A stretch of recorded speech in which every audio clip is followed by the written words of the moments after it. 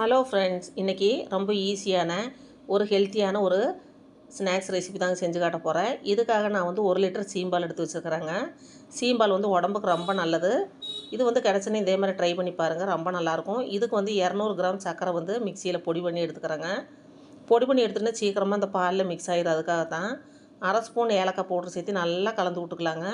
இந்த பாலும் சர்க்கரையும் வந்து நல்லா மிக்ஸ் ஆகணும். இப்போ அதை வந்து ஒரு ஜல்லடையில் நம்ம வடித்து எடுத்துக்கலாம். இது வடித்து எடுக்கும்போது இந்த ஏலக்காயில் இருக்கிற தோல்கள்லாம் வந்து இதில் நின்று போயிடும். அப்போ சாப்பிட்றப்போ வந்து நல்லாயிருக்கும். இல்லை தோல்கள் இருந்துன்னா அது வந்து சாப்பிடும்போது நம்மளுக்கு நல்லா இருக்காது. இப்போ வடித்து எடுத்தாச்சு. நான் வந்து ஸ்டீமரில் கீழே தண்ணி ஊற்றி மேலே வந்து நீளமான ஒரு பாத்திரம் தாங்க இருக்குது, அதனால் நான் அதில் ஊற்றி வச்சுக்கிறேன். நீங்களும் அகலமாக இருந்துன்னா அந்த மாதிரி பாத்திரத்தில் ஊற்றி நம்ம இட்லி தட்டுலேயோ இல்லை ஸ்டீமர்லேயோ எதில் வேணாலும் நம்ம வச்சுக்கலாம். குக்கரில் கூட வச்சுக்கலாங்க. ஒரு அரை மணி நேரத்தில் இது வெந்து ரெடி ஆயிரும். இப்போ வந்து ஒரு ஃபோர்க் எடுத்து இது செக் பண்ணி பார்த்துக்கலாம் வெந்துருச்சான்னு. கத்தினால் சைடில் நல்லா எடுத்து விட்டு